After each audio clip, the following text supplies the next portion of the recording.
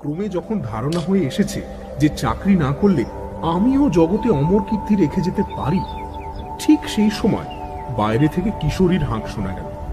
বেরিয়ে বললাম, কি হে, ব্যাপার কি? এই যে ফিরেছো দেখছি। আজ আর তাসের আড্ডায় যেতে ইচ্ছে করছে না। চলো তারানাথকে বিজয়ের প্রণামটা করে আসি। শার্টটা গায়ে চাপিয়ে কিশোরীর সঙ্গে বেরিয়ে পড়লাম। তারানাথ রাবড়ি খেতে ভালোবাসে, কিন্তু সম্প্রতি তার যা আর্থিক অবস্থা তাতে রাবড়ি খাওয়া চলে না। কিশোরী আর আমি টাকা দিয়ে রাবড়ি কিনে নিলাম। আমাদের দেখে তারানাথের মুখ উজ্জ্বল হয়ে উঠল। বলল, বউ আর ছেলে পিলেরা ছাড়া এই তোমরাই যা বিজয়া করতে এলে এবার। এত যে জানাশোনা লোক ছিল, তারা গেল কোথায় বলো দেখি? রাবড়ি পেয়ে তারানাথ খুব খুশি। ওহ, এ তো প্রায় শেরখানেক হবেই। হ্যাঁ, অনেকদিন পর পেট ভরে রাবড়ি খাবো। আরে বসো তোমরা, চা বলে আসি। চা এলো, সঙ্গে নারকেল নাড়ু আর বাড়িতে ভাজা কুচো নিমকি। খাওয়ার পর কিশোরী পকেট থেকে অবশ্যম্ভাবী সিগারেটের প্যাকেটটি বার করল। সিগারেট ধরিয়ে তারানাথ চোখ বুজে মজ করে টান দিচ্ছে। এমন সময় কিশোরী বলল, তারানাথ, আজ বছরকার দিনটা একটা গল্প না শুনেই ফিরে যাব। তারানাথ চোখ মেলে হেসে বলল, তোমরা দুটিতে যখন এসেছো, গল্প না শুনে ফিরবে না জানি। তা কি রকম গল্প চাই? আজ আমাদের কোনো বায়না নেই, আপনি যা বলবেন। কিছুক্ষণ তারানাথ চুপ। বোধহয় মনে মনে গল্পটাকে গুছিয়ে নেবার কাজ চলছে। সিগারেটের শেষ টান দিয়ে তারানাথ বলতে শুরু করল,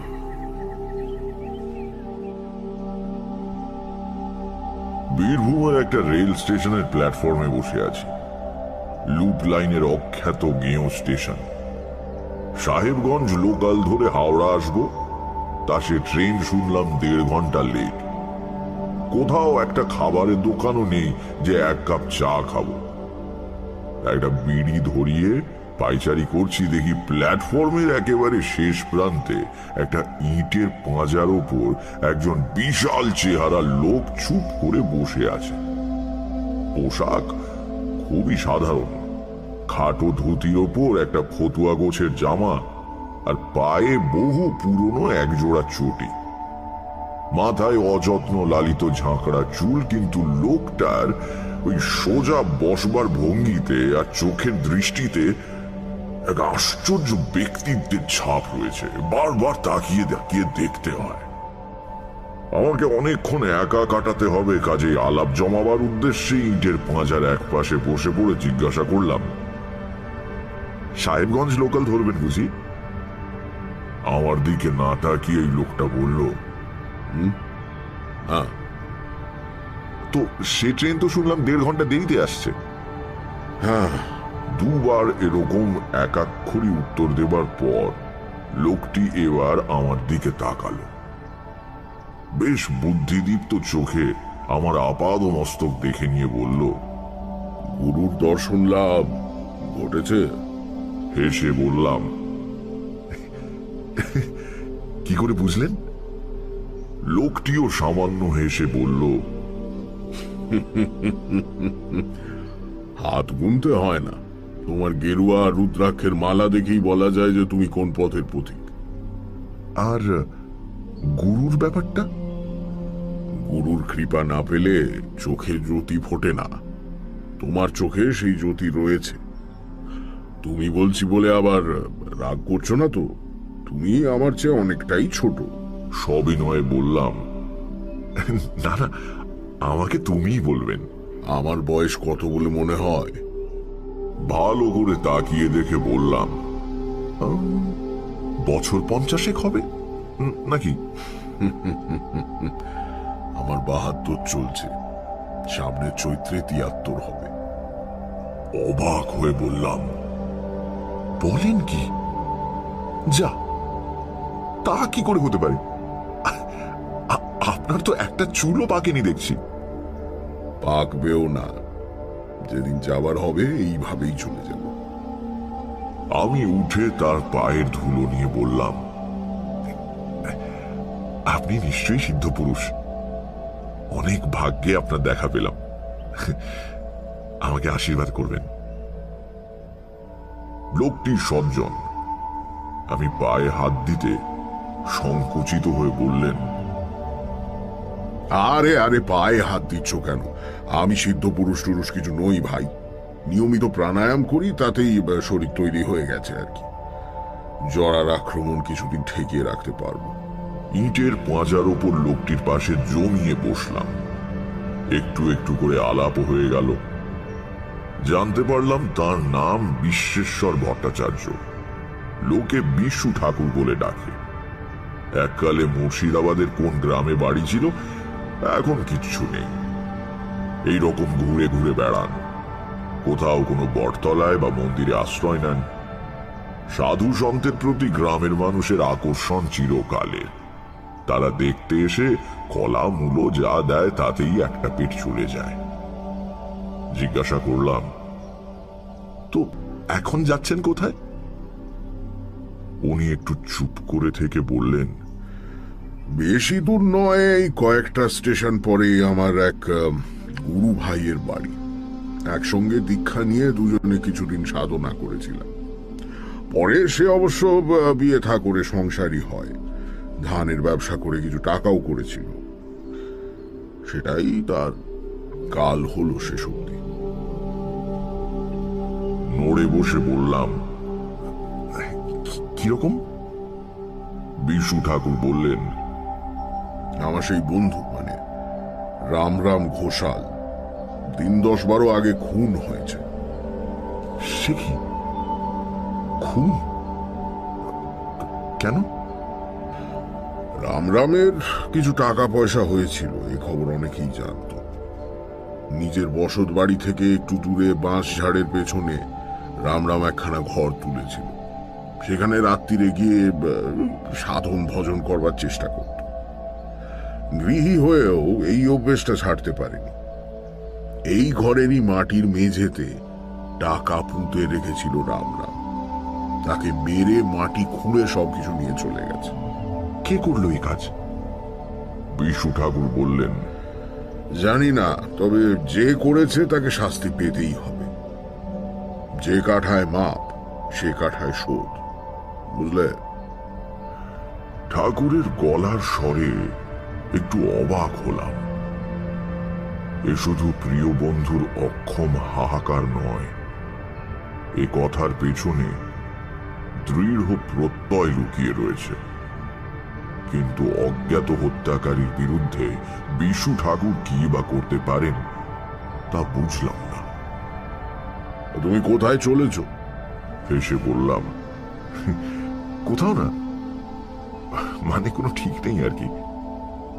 বাড়িতে ভালো লাগে না, তাই ঘুরে ঘুরে বেড়াই। আর সাধু সন্ন্যাসী দেখা পেলে তাদের সঙ্গ লাভের চেষ্টা করি। এই যেমন এখন ইচ্ছে করছে আপনার সঙ্গে থাকি।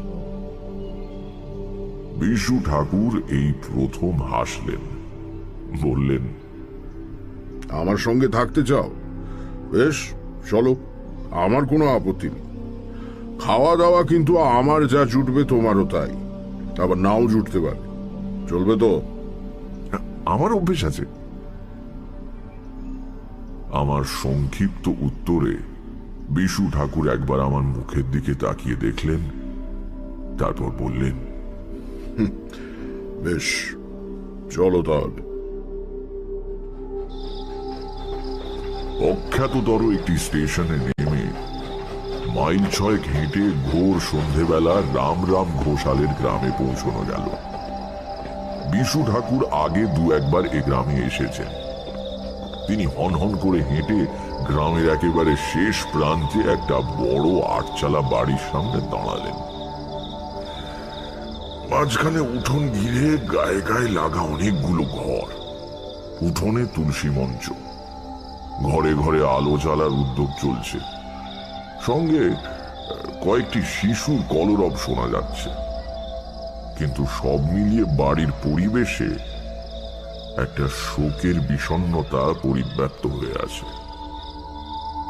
বিশু ঠাকুর আমার হাত ধরে উঠোনে এসে দাঁড়ালেন। গৃহস্বামী এগিয়ে এসে অতিথিকে আপ্যায়ন না করলে অতিথির পক্ষে দাঁড়িয়ে থাকাটা বড় অস্বস্তিকর হয়ে পড়ে। এ বাড়ির কর্তা এখন কে জানি না, কাজেই আমরা চুপ করে দাঁড়িয়েই রইলাম। মিনিট 10 পরে উঠোনের ওধারের একটা ঘর থেকে প্রদীপ হাতে এক বিষণ্ণ মূর্তি মহিলা বেরিয়ে তুলসী তলায় আসতে গিয়ে আমাদের দেখে থমকে দাঁড়িয়ে বললেন, কে কে ওখানে? বিশু ঠাকুর 2 পা এগিয়ে গিয়ে বললেন, বৌমা, আমি বিশ্বেশ্বর ভট্টাচার্য, চিনতে পারছো? রাম রাম থাকতে আমি এসেছিলাম কয়েকবার।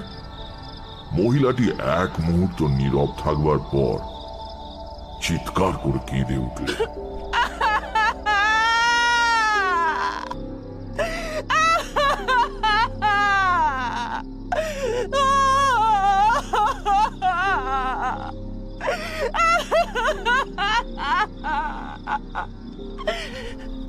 তার কান্নার শব্দে চারদিকের ঘর থেকে এতক্ষণে অনেকে বেরিয়ে এলো।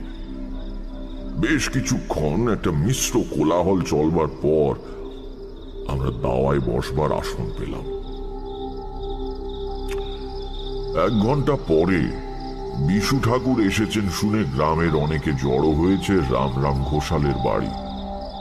তালপাতার চাটাইয়ে বিশু ঠাকুর বেশ সোজা হয়ে বসে আছেন।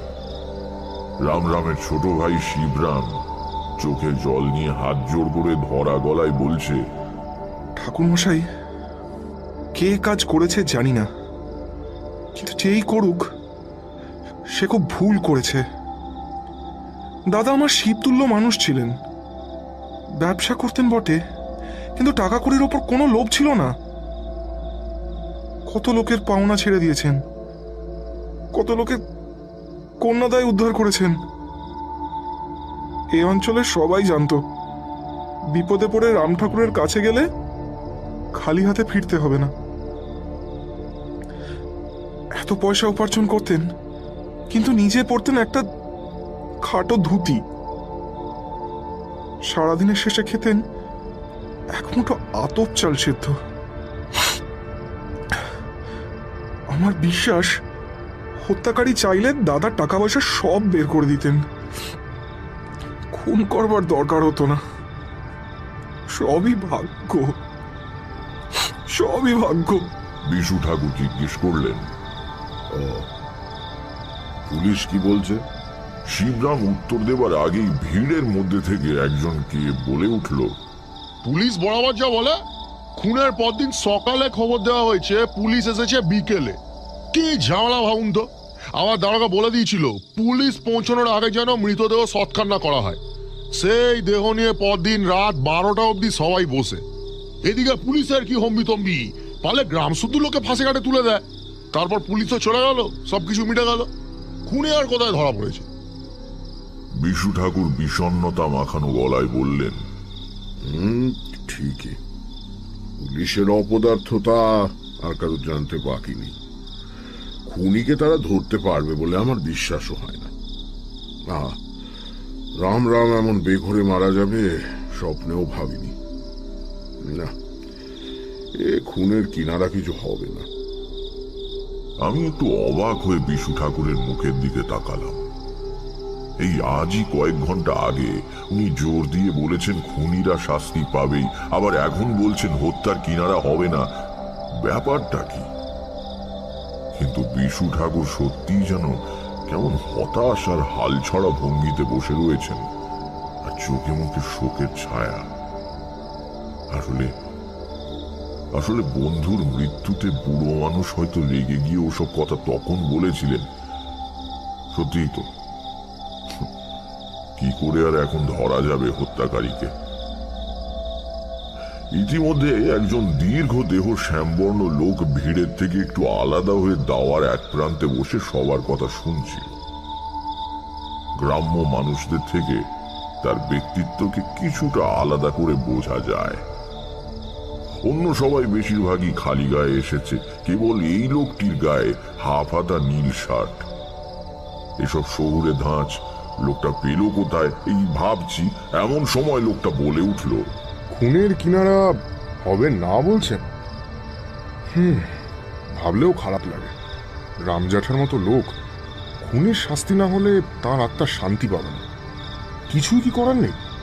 সে কথার উত্তর না দিয়ে বিশু ঠাকুর লোকটির দিকে তাকিয়ে প্রশ্ন করলেন, তুমি কে? লোকটি যেন একটু থতমত খেয়ে বলল, আগে আমি হরিপদ। রামরামের ভাইপো? আগে না, ওকে ছোটবেলা থেকেই জ্যাঠামশাই বলে ডাকি। উনি আমার বাবার বন্ধু ছিলেন। গতবার এসে তো তোমাকে দেখেছি বলে মনে হয় না। হরিপদ বলল, ঠিকই, আমি মাঝে প্রায় 15 বছর গ্রামে ছিলাম না, বাইরে চাকরি করতাম। সম্প্রতি গ্রামে ফিরে এসেছি। চাকরি ছাড়লে কেন? বিশু ঠাকুরের জেরায় লোকটি স্পষ্টত বেশ অস্বস্তি বোধ করছে। সে বলল, শরীরটা ভালো যাচ্ছে না, চাকরির ধকলটা পোষালো না। শরীর একটু ভালো বোধ করলে হয়তো আবার চলে যাব। বিশু ঠাকুর তাকে আর কোনো প্রশ্ন করলেন না।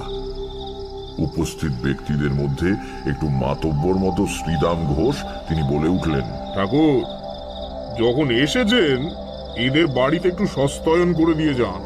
আসলে অপঘাতটা হলো তো, বাড়িটা একটু ঠান্ডা হবে কোন। সে হবে, কর্তব্য করব বলেই তো এসেছি।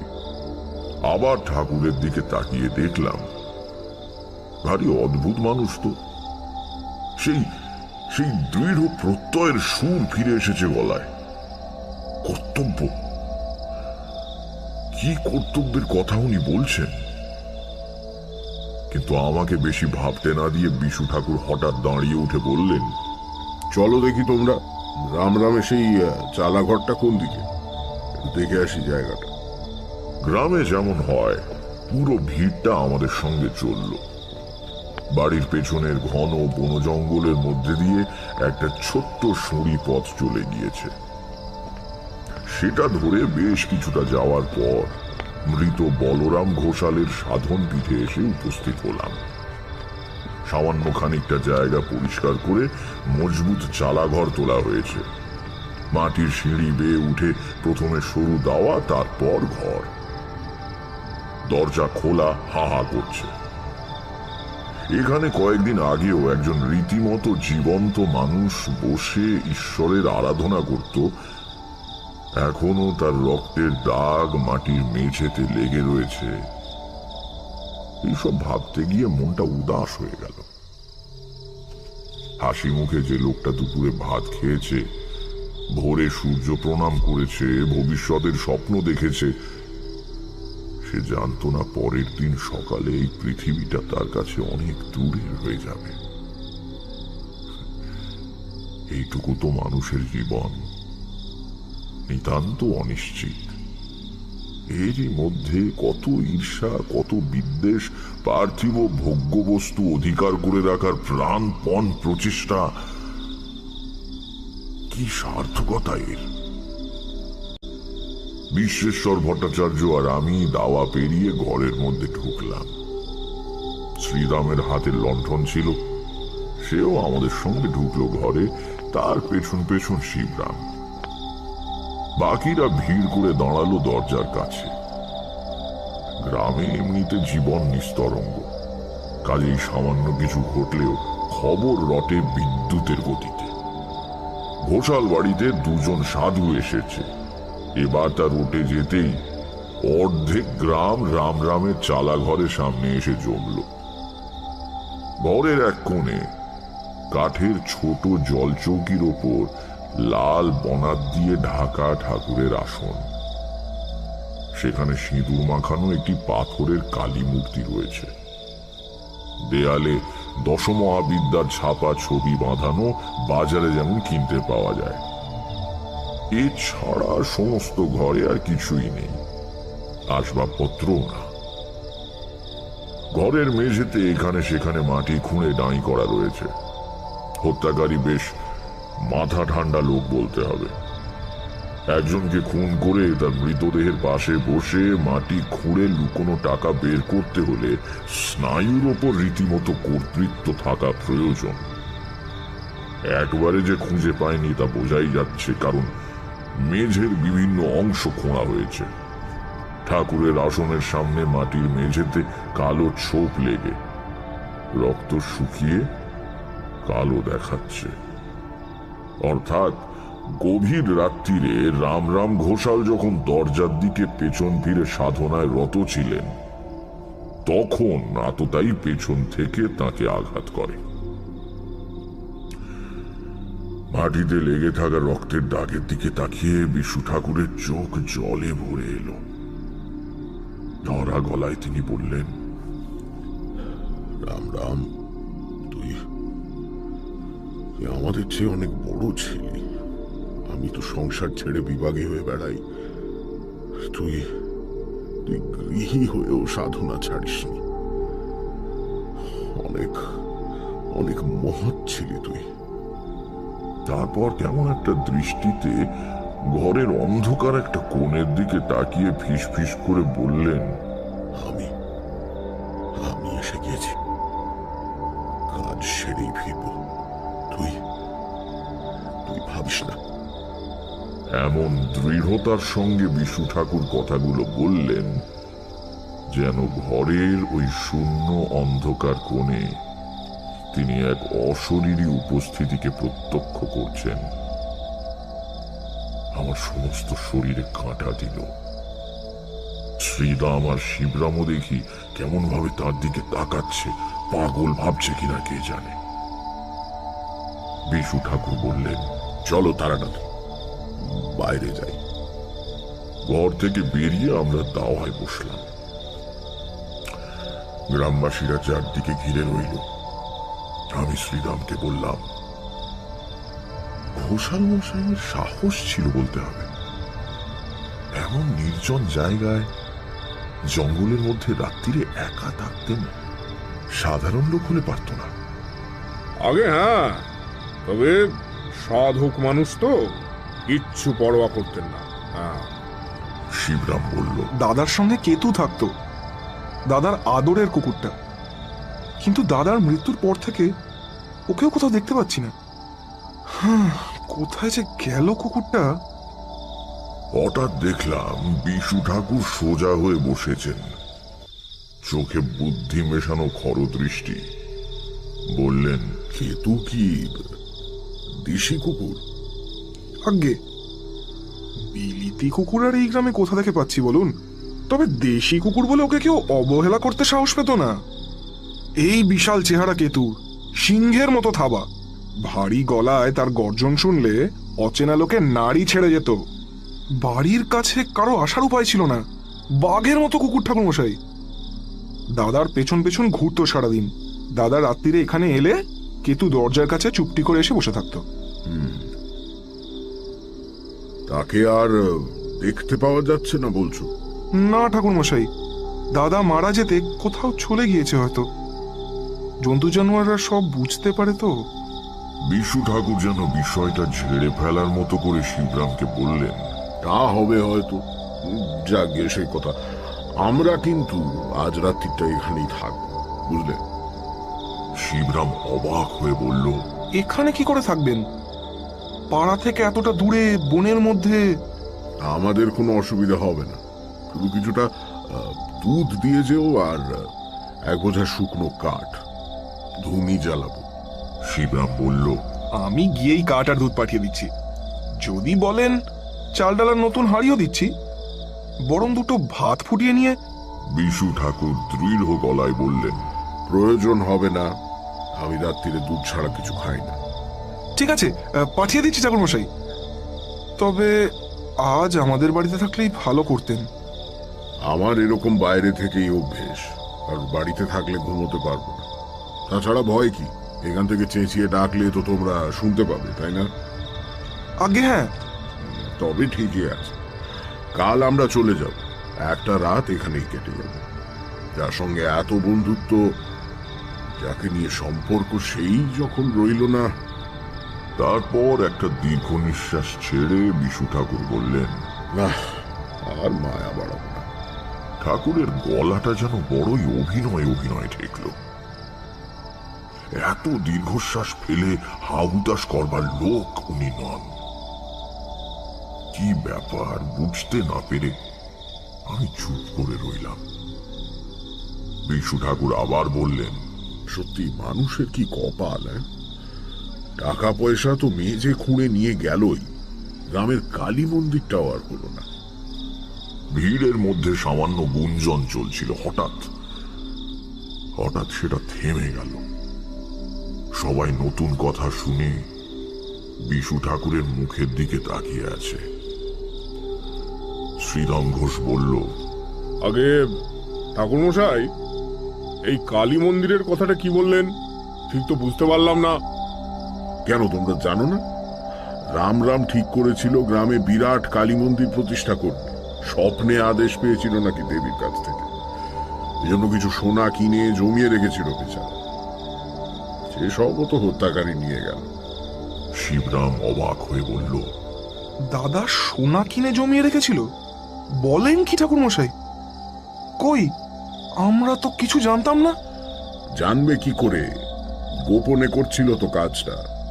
মন্দির প্রতিষ্ঠা হলে দেখতেই পেতে। গতবার যখন আসি আমাকে এক মুঠো পাকা সোনার গিনি দেখিয়েছিল। এই কবছর না জানি আর কত গিনি জমেছিল। সবই পরের ভাগে চলে গেল। মন্দিরটা হলে তোমাদেরই থাকতো। মেঝে খোঁড়ার কথা শুনেই বুঝেছি হত্যাকারী আর কিছু রেখে যায়নি। ভিড়টা আস্তে আস্তে পাতলা হয়ে এলো। এত বড় খবরটা বাড়ি গিয়ে সবাইকে জানাতে হবে তো। শিবরামও শেষ পর্যন্ত আমাদের প্রণাম করে উঠে পড়ল। লণ্ঠনটা রইল ঠাকুর মশাই, তেল ভরা আছে। হঠাৎ পেছন থেকে বিশু ঠাকুর তাকে ডাকলেন, শিবরাম, শোনো, আগে দুধটা তুমি নিজে দিয়ে যে, কারোর হাতে পাঠিও না। আর শিবরাম বিনীত ভঙ্গিতে দাঁড়িয়ে অপেক্ষা করতে লাগলো। রামের কুকুর কেতুর গায়ের রং কি ছিল বলতে পারবে? লাল কি? একটু বিস্মিত হয়ে শিবরাম বলল, হ্যাঁ, আগে না, কালো, মিশমিশে কালো। কেন বলুন তো? না, এমনি মনে হলো তাই জিজ্ঞেস করলাম। আচ্ছা, তুমি যাও এখন। শিবরাম চলে যেতেই চারদিকে নৈশ স্তব্ধতা যেন প্রকট হয়ে উঠল।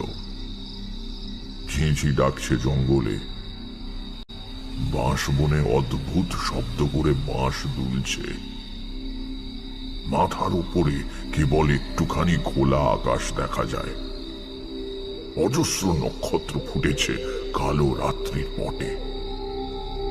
আবহাওয়া বেশ সুন্দর, তেমনি গরমও নেই, আবার ঠান্ডাও নয়। বিশ্বেশ্বর ভট্টাচার্যের গলা শুনতে পেলাম। রাত্রির নির্জনতার মধ্যে বেজে উঠেছে। আস্তে আস্তে স্পষ্ট উচ্চারণে বলছেন, অহন্যহনি ভূতানি গচ্ছন্তি হজমালয়ম শেষাঃ স্থাবরমিচ্ছন্তি কিমাশ্চর্যমতঃ পরম। বললাম, মহাভারত? বকরূপী ধর্মের সঙ্গে যুধিষ্ঠিরের সংলাপ। প্রত্যেক দিনই পৃথিবীতে শত শত মানুষ মরছে। কেউ পার্থিব সম্পদ বোঁচকা বেঁধে সঙ্গে নিয়ে তো যেতে পারছে না। তবুও যারা বেঁচে আছে তারা ভাবছে তারা বুঝি চিরকালই বেঁচে থাকবে। কিন্তু সবাই এই সার কথা বুঝে সন্ন্যাসী হয়ে গেলে জগৎ সংসার কি করে চলবে ঠাকুরমশাই? সবাই সন্ন্যাসী হবে কেন? গৃহী কি সৎ হতে পারে না? অনাসক্ত হতে পারে না? কিসের সম্পত্তি আর ঐশ্বর্য আর ক্ষমতা নিয়ে অহংকার? জানো তো, মা কুরু ধনজন যৌবন গর্বং নিমেষে হরতি কালং সর্বং। যদি সম্পদ সংগ্রহ করতে হয় তাহলে অপরের জন্য করো। মহাকাল সব এক নিমেষে হরণ করতে পারে। বললাম, যেমন ঘোষাল মশাই গ্রামের লোকদের ভালো হবে বলে মন্দির প্রতিষ্ঠার জন্য সোনা জমিয়েছিলেন। বিশু ঠাকুর এক মুহূর্ত আমার দিকে রহস্যময় চোখে তাকিয়ে রইলেন। তার ঠোঁটের কোণে সূক্ষ্ম হাসির রেখা। তারপর চোখ সরিয়ে নিয়ে হালকা গলায় বললেন, রামরাম কোনোদিনই মন্দির প্রতিষ্ঠার জন্য দেবীর আদেশ পায়নি। তার কোনো সোনাও জমানো ছিল না। বিস্মিত হয়ে বললাম, তার মানে আপনি যে সবাইকে বললেন নিজের চোখে এক মুঠো গিনি দেখে গিয়েছেন? মিথ্যে কথা বলেছি। সে কি? কেন? সোনা আমার কল্পনা ছাড়া কোথাও ছিল না, কাজে হত্যাকারী নিশ্চয়ই তা পায়নি। যা নেই তা আর পাবে কি করে? কিন্তু আমার এই কথাটা এখনই গ্রামের মধ্যে প্রচার হয়ে যাবে। যে খুন করেছে সে রামরামের পরিচিত লোক। তাহলে প্রথমত সে রামরামের লুকোনো টাকার কথা জানতে পারত না। দ্বিতীয়ত তাকে দেখেই খুনের রাতে কুকুরটা চেঁচাতো এবং আক্রমণ করত। সম্ভবত একটু আগেই এখানে যে ভিড় জমেছিল তার মধ্যেই সে দাঁড়িয়েছিল। এখন সেই সোনার কথা শুনে সে মনে করবে এটা এখন ওই ঘরের মেঝেতেই কোথাও মাটির তলায় পোঁতা রয়েছে। সোনার লোভ বড় লোভ। আমার বিশ্বাস এই ভুল শুধরে নিতে সে আবার এখানে আসবে। শুনে বিশেষ ভরসা হলো না। বাঁশবনের ধারে এই চালা ঘরে আমরা দুটি প্রাণী।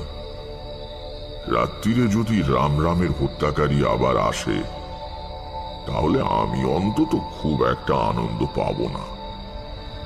বললাম, কবে আসবে? বিশু ঠাকুর হেসে বললেন, ভয় নেই, আজ আসবে না। সে বোকা নয়, সে জানে তার হাতে অঢেল সময় রয়েছে। আমরা কাল চলে গেলে সে যে কোনো দিন এসে ধীরে সুস্থে কাজ শেষ করে যাওয়ার কথা ভাববে।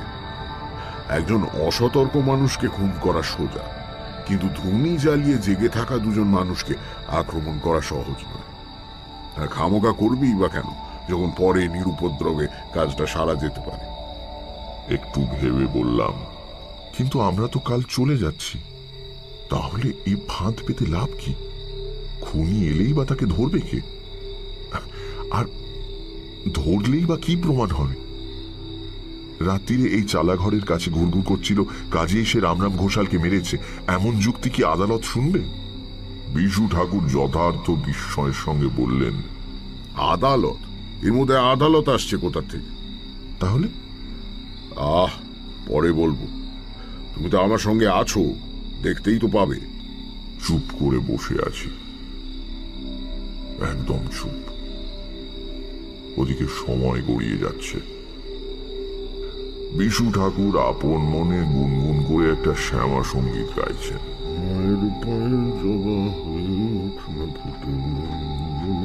ইতিমধ্যে শিবরাম দুধ নিয়ে এলো। ভয় করছে না তো ঠাকুর মশাই? না, মায়ের নাম গান করছি, ভয় কি? দরকার হলে চেঁচিয়ে ডাকবেন কিন্তু, কেমন? নিশ্চয়ই, তুমি চিন্তা করো না।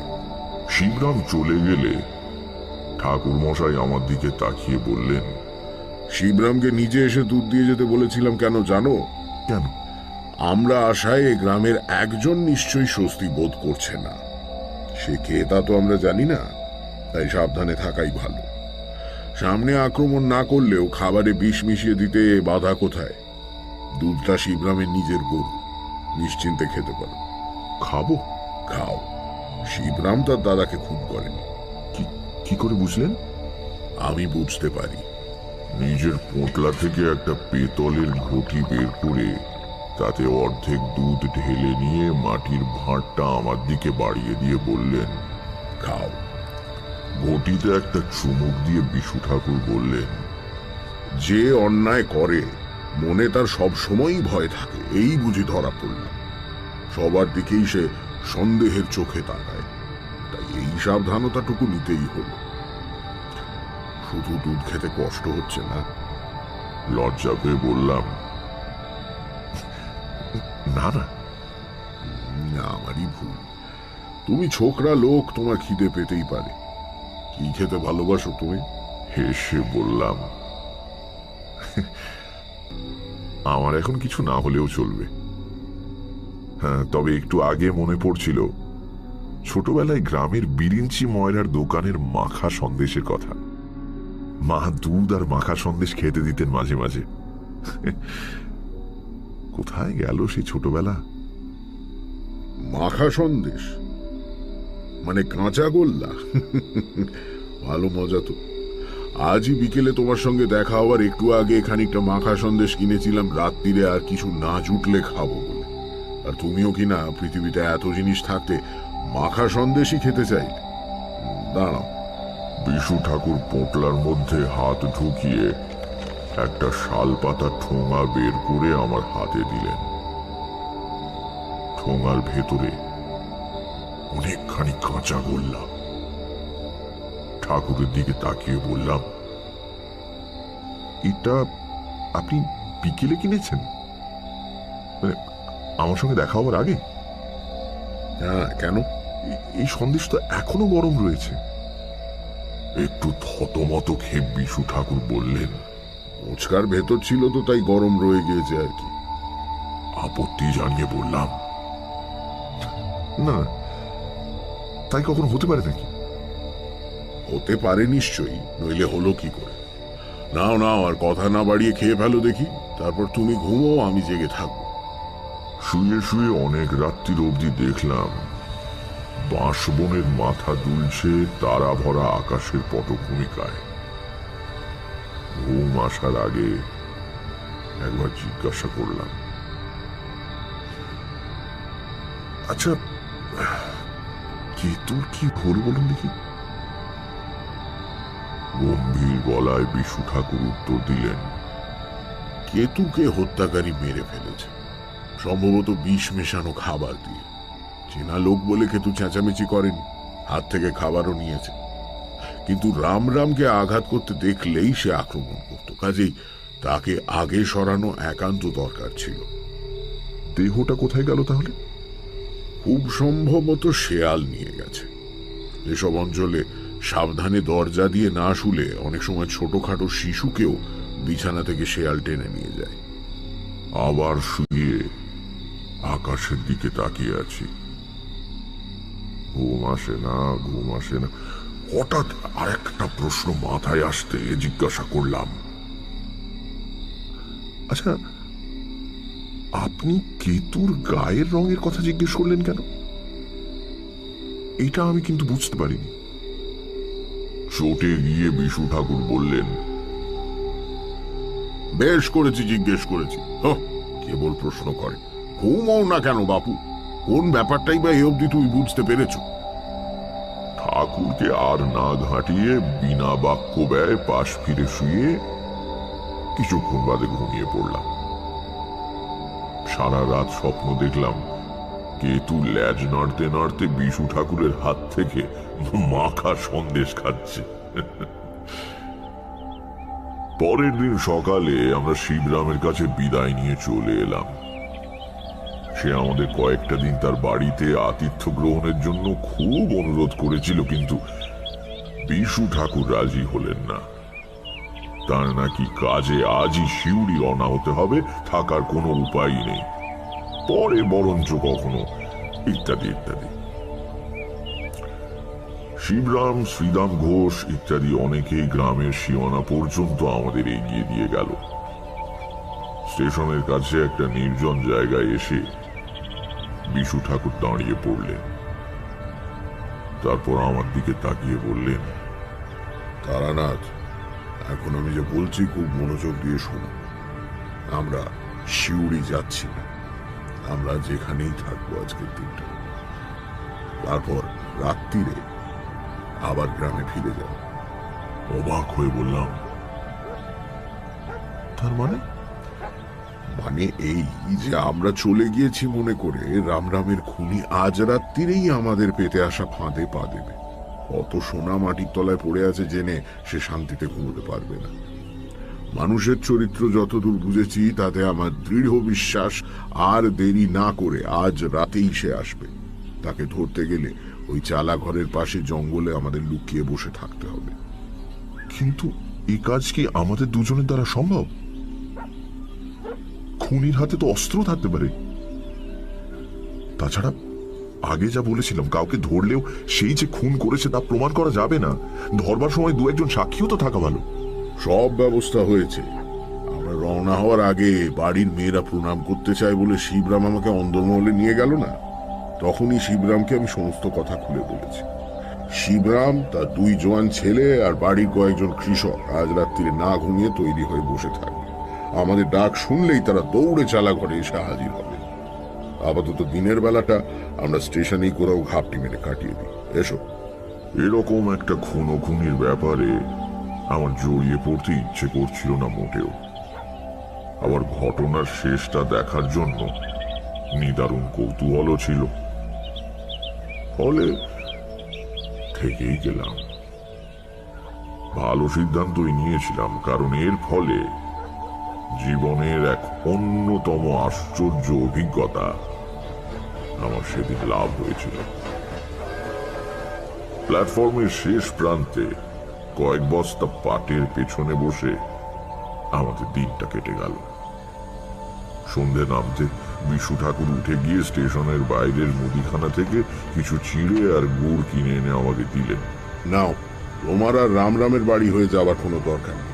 গ্রামের লোকে দেখে ফেলবে। একেবারে সোজা ওই চালা ঘরের পূব দিকে আশশেওড়ার ঝোপের পেছনে বসে থাক। ভয় নেই, আমি সময় মতো পৌঁছে যাব। সে কি, আপনি আমার সঙ্গে যাবেন না? না, দুজনে একসঙ্গে গেলেই লোকের নজরে পড়বার সম্ভাবনা। তুমি সোজা পথে গ্রামে ঢুকো না। গ্রাম ছাড়িয়ে চলে গিয়ে পেছনের আম বাগান দিয়ে চালাঘরের কাছে যেও। তারপর আমার মুখের দিকে তাকিয়ে বললেন, তুমি ভয় পাচ্ছ নাকি? শোনো, বিশ্বেশ্বর ভট্টাচার্য যাকে বলেছে ভয় নেই, তার সত্যি কোনো ভয় নেই। যাও। লোকটার জাদুকরী ব্যক্তিত্ব আছে। এত সবের পরেও আমি একলা যেতে রাজি হয়ে গেলাম। অন্ধকারে অচেনা পথে 6 মাইল হাঁটতে সময় লাগে। রামরাম ঘোষালের চালা ঘরের পূব দিকে আশশেওড়ার ঘন ঝোপের পেছনে যখন গুছিয়ে বসলাম, ততক্ষণে বেশ রাত হয়েছে। অন্তত পল্লীগ্রামে একেই রাত বলে। দূরে কোথাও সংকীর্তন হচ্ছিল। ক্রমে সেটাও বন্ধ হয়ে গেল। বাঁশ ঝাড়ে মাটির ওপর পড়ে থাকা শুকনো বাঁশ পাতার উপর দিয়ে মাঝে মাঝে খসখস করে কি যেন যাতায়াত করছে। তাছাড়া আর কোথাও কোনো শব্দ নেই। চুপ করে বসে আছি। কিন্তু কিচ্ছু না করেই বা কতক্ষণ বসে থাকা যায়? রাত কত হলো কে জানে। আর বিশু ঠাকুরই বা আসছেন না কেন? আমাকে এরকম বিপদের মুখে ঠেলে দিয়ে তার কি এত দেরি করা উচিত হচ্ছে? মশাও কামড়াচ্ছে বেশ, কিন্তু পাছে শব্দ হয় সেই ভয় চাপড় দিয়ে মশা মারতে পারছি না। হাত নেড়ে নেড়ে দাঁড়াচ্ছি। সঙ্গে নিজের উপর বেশ রাগও হচ্ছে। জীবনে অনেক কিছু করেছি বটে, কিন্তু কখনো একজন অচেনা হত্যাকারীকে ধরবো বলে রাত্রির বেলা সাপ খোপের ভয় উপেক্ষা করে মশার কামড়ে অতিষ্ঠ হয়ে ঝোপের আড়ালে বসে থাকিনি অন্তত। এভাবে বহুক্ষণ কেটে যাওয়ার পর আমার সত্যি খুব ভয় করতে লাগলো। ব্যাপার কি? স্টেশন থেকে 6 মাইল পথ হেঁটে আসতে যতক্ষণই লাগুক, তাতে এত দেরি তো হতে পারে না। বিশু ঠাকুরের কি হলো? আমার কাছে কড়ি না থাকলেও আন্দাজ করতে পারছি রাত অনেক হয়েছে। একা এইভাবে বসে থাকা বিপজ্জনকও বটে। উঠে শিবরামের বাড়ির দিকে চলে যাব কি? কিন্তু ধরা যাক আমিও উঠলাম, আর ওদিক থেকে রামরাম ঘোষালের হত্যাকারী এসে হাজির হলো। সেটাই বা কি এমন সুখকর ব্যাপার হবে? না, তার চেয়ে চুপ করে বরং এভাবে বসে থাকাটাই ভালো। যদি বিশু ঠাকুর না আসেন, অথচ রামরামের হত্যাকারী এসে উপস্থিত হয়, তাহলে সে সমস্তটা ঘরের মেঝে থেকে উঠোন অব্দি খুঁড়ে ফেললেও আমি চেঁচাবো না। তখনও জানি না আমার জীবনের এক আশ্চর্য অভিজ্ঞতার মুহূর্ত কতটা কাছে এসে গিয়েছে। নাকের ফুটোয় একটা মশা ঢুকে পড়ায় হাঁচি এসেছিল প্রাণপণে। হাত মুঠো করে চোয়াল শক্ত করে সজোরে হেঁচে ফেলবার ইচ্ছে দমন করবার চেষ্টা করছি, এমন সময় আমি যেখানে বসে আছি তার উল্টো দিক দিয়ে, অর্থাৎ বাঁশবাগানের পাশের জঙ্গল ঠেলে সন্তর্পণে কার আসবার আওয়াজ পেলাম। হাঁচি আপনি বন্ধ হয়ে গেল। বিশু ঠাকুর এলেন কি? কিন্তু তিনি এলে আমি যে পথে এসেছি সেই পথে মাঠের মধ্যে দিয়ে ঘুরে আসবেন, নয়তো শিবরামের বাড়ির থেকে সুড়ি পথটা ধরে আসবেন। কিন্তু ও রাস্তায় নয়, ওটা তো গ্রামের ভেতর থেকে আসবার রাস্তা। রাম ঘোষালের চালা ঘরটা অন্ধকারের স্তূপের মতো দাঁড়িয়ে রয়েছে। জঙ্গল ভেদ করে তার পাশে ফুটে উঠল একটা ছায়া মূর্তি, বেশ লম্বা মতো, হাতে সম্ভবত একখানা শাবল। লোকটা সন্দিগ্ধ ভাবে এদিক ওদিক তাকাচ্ছে।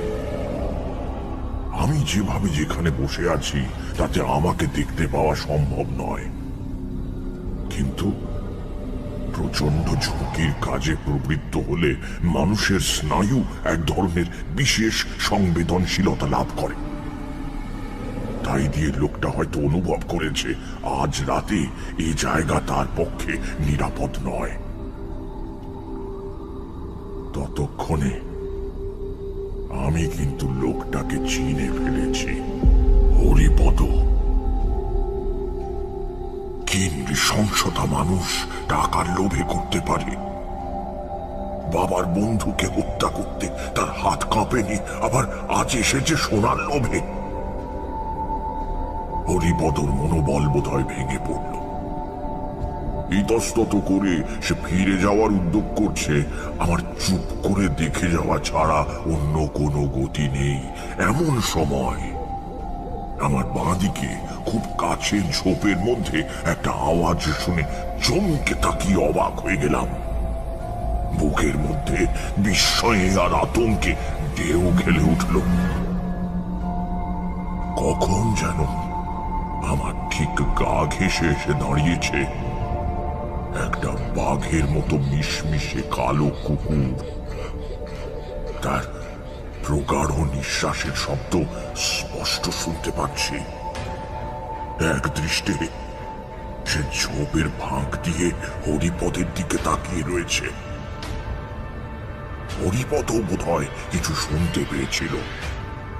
সে ফিরে দাঁড়িয়েছে। তার সমস্ত শরীর শক্ত, শাবলটাও শক্ত করে ধরে আছে। একটা গম্ভীর গর্জন করে কুকুরটা লাফিয়ে গিয়ে হরিপদর সামনে খোলা উঠোনে পড়ল। একবার সেদিকে তাকিয়েই মহা আতঙ্কে তীব্র আর্তনাদ করে উঠল হরিপদ। আমি এমন রক্ত জমানো ভয়ের আর্তনাদ আর কখনো শুনিনি। সঙ্গে সঙ্গে হরিপদ হাতের শাবলটা সজোরে ছুঁড়ে দিল কুকুরটার দিকে।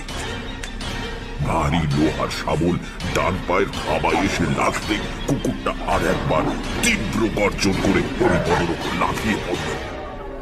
শনিপথের দিকে কাদের গলার আওয়াজ শোনা যাচ্ছে। বেশ অনেকগুলো মানুষের কণ্ঠ। এতক্ষণে কি এলেন বিশু ঠাকুর? আমি ততক্ষণে উত্তেজনায় আড়াল ছেড়ে বেরিয়ে এসেছি। কেন যেন বুঝতে পেরে গিয়েছি হরিপদকে আর ভয় করবার কোনো কারণ নেই।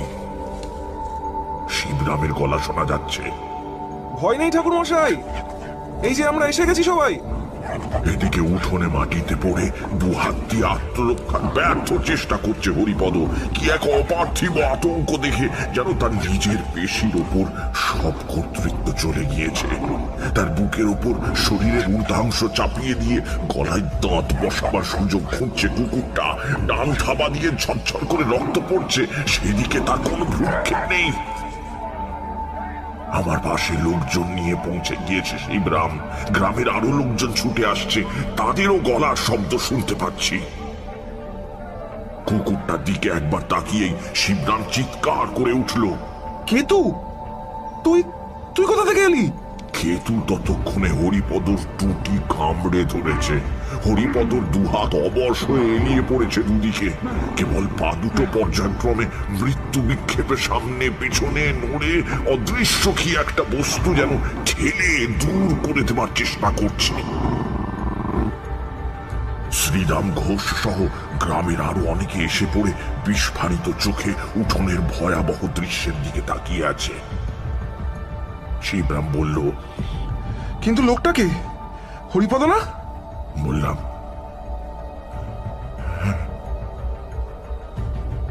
এতক্ষণে সম্বিত ফিরে পেয়ে শিবরামের কৃষানেরা লাঠি উঁচিয়ে তাড়া করে গেল।